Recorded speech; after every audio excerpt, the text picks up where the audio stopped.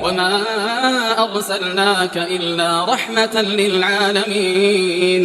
Kemudian waktu pembayarannya, yang pertama, seorang dapat membayar zakat pada hari itu juga ketika ia tidak melaksanakan puasa. Jadi kalau misal nggak puasa sekarang, bayarnya nanti malamnya atau besok pagi bisa. Kemudian yang kedua, para ulama benar-benar mendapat tentang masalah bolehkah mempercepat pembayaran fidyah atau tidak untuk yang sudah tua renta. Jadi misalnya kita punya orang tua atau kakek, ya kan, yang dia jelas biasanya dari tahun ke tahun tuh sebulan full nggak puasa. Boleh nggak kita bayar di awal-awal Ramadan atau nunggu beliau selesai Ramadan baru kemudian kita bayar? Ini kan juga harus dipahami gitu kan. Maka dalam konteks ini, maka Imam Nawawi menyatakan bahwa ulama sepakat bahwasanya ulama mazhab Syafi'i menyatakan tidak bolehnya mempercepat bayaran fidyah sebelum masuk Ramadan.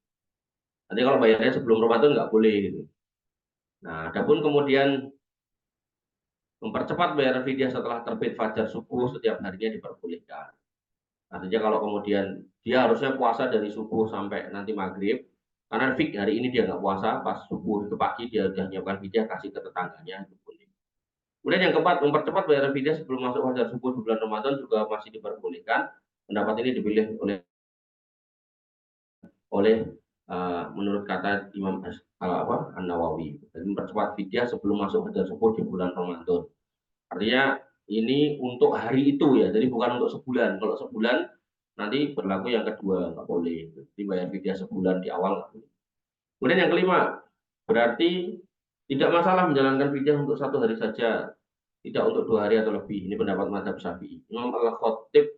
Imam Al-Khatib Asy-Syirbini mengatakan tidak dibolehkan untuk wanita hamil dan menyusui memajukan fidyah 2 hari atau lebih dari waktu puasa.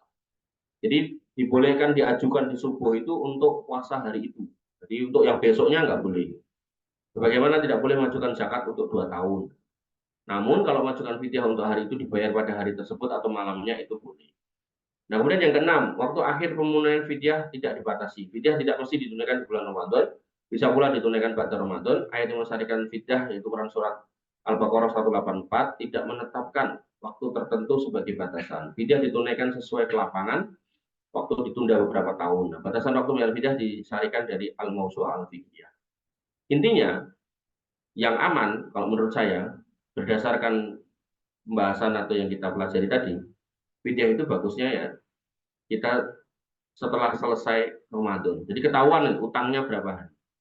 Nah, jadi bisa anehnya bisa yang bersangkutan itu disiapkan kalender, kemudian dilingkari berapa hari dia nggak puasa.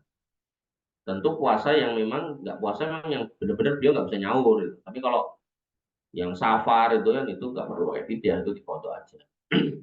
Atau kalau kemarin pembahasannya orang hamil dan menyusui yang takut akan kondisi janinnya atau anaknya, maka dia wajib kodok ibunya, kemudian untuk ketakutannya terkait anaknya wajib bayar fidyah. Nah, fidyah ini dibayar oleh bapaknya gitu, atau orang tuanya. Nah itu ditulis tuh berapa hari nggak puasanya itu. Nah maka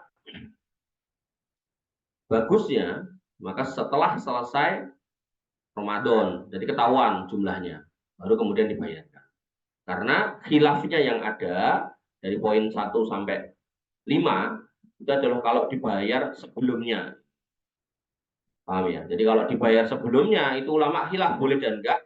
Tapi kalau dibayar setelah Ramadan selesai, itu enggak ada khilaf tentang kebolehan. Jadi keluar dari khilafiyah itu lebih aman daripada berkecimpung di dalam khilafiyah. Wallahu ta'ala alam.